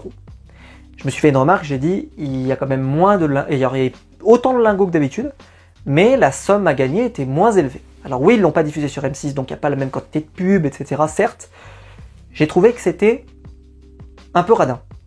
C'est moi que je dis pas qu'il faut donner des sommes folles, etc. Mais c'est pour les assos. J'ai vu par exemple le bouseux qui jouait pour la SPA, enfin, c'est des assos quoi. Je me suis dit quand même, je trouve que c'est pas beaucoup. Déjà, moi je trouvais que la saison classique déjà, vu qu'ils vont devoir en plus diviser les gains et tout, souvent, ou même, enfin, peu importe, mais en tout cas, je trouvais que la somme était pas énorme. Surtout que pour ceux qui suivent les backstage, beaucoup de candidats donnent une partie de cet argent à d'autres joueurs qui les ont aidés sur le parcours, etc. Et donc en réalité, ou leurs proches, peu importe, ou les associations qu'ils aiment bien aussi, je me suis dit, je trouve que la somme est pas très élevée. Je me suis dit, s'ils sont 2 à la fin, ça fait 8000 balles. S'ils sont 3, ça fait 5000 euros. Je trouve que c'est pas énorme. Alors oui, c'est une saison pour les influenceurs. Donc c'est vrai qu'elle n'a pas le retentissement ni l'impact, etc. Mais j'aurais aimé que ça soit un peu plus. Je dis pas plus que les saisons normales, mais j'ai trouvé qu'il y avait quand même une grosse quantité de lingots. Et ça m'a semblé être un peu pingre. Alors je sais pas quel est le mode de calcul, comment ils vont calculer, mais il m'a pas semblé y avoir non plus beaucoup moins de lingots que dans la saison 3 par exemple. Et dans la saison 3, ils ont quand même gagné beaucoup plus. Donc bon, est-ce que c'est le fait que, voilà, ils ont dit, nous on vous donnera moins parce que c'est une saison particulière et donc on donnera moins. Je peux pas vous le confirmer. Donc, Sora est accusée de toutes parts. Et Sora va se défendre avec le meilleur argument que j'ai entendu pour moi, c'est Briac n'a jamais voté pour un traître puisqu'il n'a pas voté contre Marie. Et donc, il est traître. Je sais pas ce qu'il vous faut. C'est-à-dire le moment où on était tous d'accord pour voter contre un traître, lui il a dit non je vote pas. Je trouve que c'était un super argument. C'était un super argument. Il était déjà foutu. Parce que tout le monde allait voter contre lui. Mais je me dis, au tour d'après, là, ça peut être resté en tête. Cette graine. Cette graine ne faut voter contre Briac. Il va aussi un petit peu accuser Daniela, mais on se dit s'il accuse Daniela, mais bon, si c'est un traître, tout ce qui peut être dit peut être retourné contre lui. Donc par exemple, le Briac peut se retrouver innocenté pour ce genre de truc. Mais on se dit aussi qu'il y a qui protège Briac. Enfin, il y a plein de raisons de l'interpréter. Je vais pas rentrer dans le détail. J'en ai parlé tout à l'heure. Donc pour info, Briac, lui, va révéler parce que Sora va lancer autour de la table, qui pour moi était une erreur majeure. C'est là où il y a l'erreur. C'est que Sora va dire, bon maintenant, vous m'éliminez. Qu'est-ce que vous faites après ? Mais je pense que là, tu leur as donné trop de possibilités de pouvoir se coordonner. Trop de possibilités que Briac dévoile son jeu. Trop de possibilités que Briac expose les raisons pour lesquelles il va faire cette trahison et qu'il va éliminer Darko. Et trop de possibilités de pouvoir expliquer les raisonnements de Darko, de pouvoir, etc., etc. Et je pense que là, il s'est peut-être tiré une balle dans le pied un peu tout seul, à se projeter un peu loin, parce que ça leur a permis de se projeter un peu et peut-être de se coordonner mieux, sans pour autant parler. Ça, je pense que ça a été une erreur factuellement. En tout cas, qu'est-ce qui va se produire ? On se retrouve avec Sora, 5 votes. 1 vote contre Briac par Sora pour essayer de laisser un peu de doute, etc. Peu importe, ça fonctionne pas très bien, mais de toute façon, Sora s'en va. Il a essayé de bien protéger Daniela, de vraiment l'accuser, etc. Bref, il a essayé de faire des choses. On verra ce que ça donne. Deuxième tour. Est-ce que Daniela va sortir la dague ? Parce qu'elle l'a toujours pas sorti au premier tour. Ça servait à rien. Il était foutu de toute façon. Non, elle ne la sort pas. Gros coup, parce que là, mais elle dit, en fait je la sors pas parce que je sais que c'est pas mon nom qui arrive après. Parce qu'elle dit, je sens bien, là je vois bien, qu'il y a une piste Darko, et qu'il y a une piste, potentiellement, Andy. Puisque elle est vraiment en retrait. Et donc elle dit, ça sera soit Darko, soit Andy. Donc moi, vu que mon nom n'est pas proposé, il faut que je garde la dague pour me protéger. Ce qui était un bon move, je pense. Darko va avoir 3 votes contre lui, dont Briac et Bouzy. Ma tête, mais vous auriez vu ma tête. Quand j'ai vu que Briac, parce que Briac, on le savait. Mais Bouzy, j'avais pas compris qu'il se retournait lui aussi. Et Bouzy se retourne contre Darko pour le même raisonnement que Briac. Briac, il en pipe pas une, putain. Il en pipe pas une. Mais le bouseux, il fait confiance à Briac. Mais il en pipe pas une, bordel. Ah non, mais franchement. Eric Antoine, d'ailleurs, il va leur dire après, mais bon, peu importe. Donc Darko, 3 votes contre Darko, 2 votes contre Andy, de Daniela, et de Darko. Donc Daniela et Darko. Et c'est Darko qui s'en va. Et Darko, il dit, je suis un loyal. Mais évidemment que je suis un loyal. C'est moi qui lançais tous les assauts, c'est moi qui ai... Et là, tu vois, mais il n'y a rien. Alors, Briac s'en veut énormément. Mais tu m'étonnes, Jean-Pierre. Mais il n'y avait rien, quoi. Il comprend pas. Et d'ailleurs, Darko comprend pas. Briac, personne comprend autour de la table. C'est une catastrophe. On se retrouve donc avec un 3e tour. Et cette fois-ci, Daniela sort la dague. Elle va avoir son double vote. Et c'est le moment de turning point. Soit les candidats décident de revoter contre Andy, soit ils décident de changer de vote. Et en fait, là, Andy, elle sait qu'elle n'est pas traître. Et elle comprend que, vu comment les gens jouent autour de la table, bah, Briac, il est pas traître. Il joue pas bien, il fait n'importe quoi. Il élimine Darko, etc. Donc ce qui est bien, c'est qu'à ce moment-là, elle a enfin enlevé ses certitudes. Eh ben, il est jamais trop tard, parce que jusque-là, elle était, mais pas clairvoyante. Elle était nulle. Elle était nulle, n'en pipait pas une. Et le bouseux, pareil, il dit, mais... C'est-à-dire que s'il était avec nous, bah je repars avec lui sur la piste qu'on avait explorée au départ, et qui a été sortie par Darko, à cause du fait que Sora a demandé que tout le monde parle. Mais en réalité, on sait que Andy le sait. C'est ça qui les fout dans la merde. Hein. Et que... C'est pour ça qu'ils ont trop fait parler. Sora a trop fait parler. Ça a joué contre son équipe. On se retrouve donc dans une configuration où est-ce qu'ils vont se retourner contre Daniela ou continuer leur vote contre Andy. Fine, parce que en plus, il a voté contre Andy. Mais pour lui, en fait, c'était l'idée de la part de Darko, c'était on élimine Andy. Si c'est pas elle, on élimine Daniela. Parce qu'il était persuadé que c'était Daniela. Mais pourquoi est-ce qu'il dit, bah en fait, si c'est Daniela qui s'en va, si c'est vu que l'une des deux est sûrement traître, on a gagné. Que ce soit à ce tour-là ou au tour d'après. On a gagné. Factuellement, il avait raison. Il avait raison. Que ça se joue à ce tour-là ou pas. Mais en fait, non, ce qu'ils ont fait, c'est qu'ils ont éliminé lui. Et après, ils ont éliminé. Donc, à ce moment-là, c'est Daniela avec 3 votes et Andy avec 2 votes. Les 2 votes de Daniela toute seule.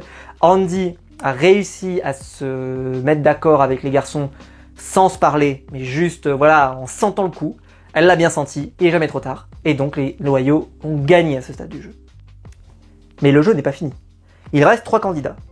Les 3 candidats, normalement, c'est fini. Le jeu est terminé. Mais là, ils peuvent continuer encore. Alors, je me suis fait une remarque. Ils auraient pu vouloir continuer de jouer pour une raison. Parce que là, Briac se pose la question de est-ce que Andy est loyal ou traître. Bon. Il est assez clair, je pense, que Briac et le bouseux auraient voté de consort contre Andy. Si Briac avait vraiment des doutes. Donc Andy aurait pu être éliminé. Alors, je vais paraître égoïste, mais si jamais Briac et le bouseux avaient voulu récupérer plus d'argent, là c'est vraiment de l'égoïsme, ce n'est plus pour le jeu, c'est de l'égoïsme. S'ils avaient voulu récupérer plus d'argent de cette somme, donc les 16 500 €, plutôt que de partager en 3, ils auraient pu vouloir partager en 2 et repartir avec 8 250 € chacun, au lieu de repartir avec 5 000 et quelques. Ils vont s'arrêter là. Ils estiment que la prise de risque ne vaut pas le coup, et qu'ils sont sûrs d'eux, etc. Et ils ont eu raison, et ils célèbrent, etc. C'est cool. Mais voilà, pour le point de vue de l'association, si t'es vraiment égoïste, t'aurais pu, je pense, éliminer encore quelqu'un pour vraiment repartir avec 2. Parce que de toute façon, là, ça changeait plus rien. Hein. Il n'y avait plus de trait de toute façon. Mais s'ils avaient un micro-doute sur Andy, ça pouvait suffire pour justifier de éliminer quelqu'un pour récupérer de l'argent. Mais là, c'est vraiment juste pour le côté radin. Hein. Bon, c'est pas ce qui va se produire. Les loyaux ont gagné, ils arrêtent le jeu. Et donc, c'est le bouseux, Andy et Briac qui remportent. Première victoire des loyaux dans le jeu Les Traîtres, version française. Formidable. Ils ont très très bien mené. Darko aurait mérité de gagner cette année et qu'en fait Andy aurait dû partir. Et d'ailleurs Darko qui va massacrer Andy en disant elle est trop nulle, elle mérite de partir. Et après on s'occupe de Daniela. Il avait raison parce qu'il a été meilleur. Au final bon, il part. C'est dommage, il peut pas profiter de cette victoire même si elle lui est un peu dédiée hein, de la part du bouseux et de Briac. Et donc les 3 célèbres, bravo, et ils repartent donc avec chacun un tiers de cette somme. J'ai vu que le bouseux d'ailleurs avait choisi la SPA, je suis très content qu'il puisse récupérer une partie de cet argent. J'adore la SPA. Voilà, bah vraiment, j'ai trouvé la saison exceptionnelle, je me suis régalé. Ça a été une saison formidable, géniale. J'ai préféré les jeux proposés, j'ai préféré le rythme. 8 épisodes, c'est excellent. En fait, je me rends compte que 11, c'est trop. 11, c'est beaucoup trop. 8, ça fait un programme hyper dynamique, hyper punchy. On s'est pas ennuyé une seule seconde. On n'a pas eu ce sentiment qu'on meuble avec une marche interminable. On meuble avant la table finale. On meuble, etc., etc. Non. On a été à l'efficacité. On a eu une super saison. Je pense que le format des 8 épisodes, c'est le meilleur format. C'est entre le format qu'on avait eu au tout départ où il y avait 6 épisodes, qui était un peu court. Là, 8, c'est un excellent format. Au-dessus, c'est peut-être parfois un poil long. Et notamment là, quand on a eu 11 épisodes plus The Reunion, ça fait quand même 12 parties là, c'est quand même très long. Je pense qu'il faut mieux miser sur le dynamisme que le reste. Bref, dans mes tops à la fin, parce que je vous ai donné un mi-parcours. Et ben on m'a dit, tu verras, parce que j'ai lu un petit peu vos trucs sur Twitter, tu m'as dit on va changer beaucoup d'avis sur Monsieur Poff. Alors, j'ai pas changé tant d'avis que ça. Hein. Oui, il a été plus actif et proactif par la suite, il a été meilleur. mais c'est pas non plus mon coup de cœur de l'aventure. Alors aussi parce que humainement, je trouve que c'était pas non plus exceptionnel de voir Monsieur Poff.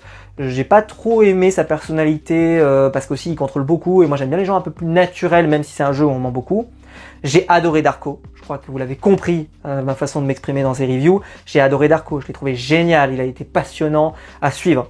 J'ai adoré Briac aussi, mais j'ai adoré Briac dans à la fois ses échecs et ses réussites en fait. J'ai aimé le jeu de Briac, j'ai aimé le suivre, et je me suis énervé en le regardant faire, mais j'ai bien aimé. C'est vraiment mes deux joueurs que j'ai préférés et j'étais content de les voir arriver jusqu'au bout. Il y a d'autres joueurs que j'ai appréciés évidemment, mais ça a été vraiment mon top 2. Et celle que j'ai été hyper déçu, c'est Andy, mais elle a sauvé sa saison avec la fin, parce qu'Andy, ça a été une catastrophe. Vraiment une catastrophe, la pauvre. Je pense que là, franchement, on peut rien sauver, c'était une catastrophe. Heureusement, elle sauve sa fin. Si, elle sauve sa fin. J'espère que la vidéo vous aura plu. Je suppose, au moment où vous arrivez à cette vidéo, que maintenant, vous pouvez me dire le timecode. Donc, peut-être que cette vidéo dure plus d'1 heure, je ne sais pas. En tout cas, j'espère que j'ai été assez rapide pour faire quelque chose d'assez digeste. J'espère que vous aviez prévu du repassage, de la vaisselle ou je ne sais quoi pour vous occuper dans cette review, parce qu'elle a dû être longue. Je m'en excuse, mais j'espère qu'elle vous a plu quand même. Si la vidéo vous a plu, bien évidemment, vous pouvez la liker, vous pouvez vous abonner, vous pouvez la partager sur les réseaux sociaux et vous pouvez la commenter pour me dire ce que vous en avez pensé. Je vous remercie en tout cas d'avoir suivi cette vidéo jusqu'à là. Je peux faire un peu mon immigré parisien. Si vous avez suivi la vidéo jusqu'à là, vous m'écrivez... qu'est-ce que je pourrais... vous m'écrivez tombe dans la description, enfin en commentaire, et je saurai que vous êtes arrivé jusqu'à là. Hein, vous êtes un vrai. Je veux autant vous dire qu'à mon avis, je sais pas, il y aura pas beaucoup de tombes dans les commentaires. Mais bon, c'est pas grave. L'important c'est que je l'ai fait, et je l'ai fait avec mon style. J'ai essayé d'aller un peu plus vite que dans les reviews un peu plus globales, parce que forcément je pouvais pas passer 25 minutes sur chaque partie et sur chaque épisode. J'espère quand même que ça aurait été intéressant, assez dynamique, assez sympa, dans mon style. Je voulais pas trop le changer et rester dans mon truc. Donc voilà, dites-moi dans les commentaires évidemment ce que vous en avez pensé. C'est la première fois que je fais comme ça une review globale d'une saison en entier. Dites-moi si ce format vous plaît, parce que ça pourrait peut-être ouvrir la porte à d'autres programmes comme ça, chroniqués en une seule fois, si jamais ça se reproduisait dans les saisons qui viennent. Si la vidéo vous plaît, comme je l'ai dit, likez, abonnez-vous et partagez. Je vous attends en commentaire et on se retrouve nous très vite pour des nouvelles vidéos sur ma chaîne YouTube. Ciao.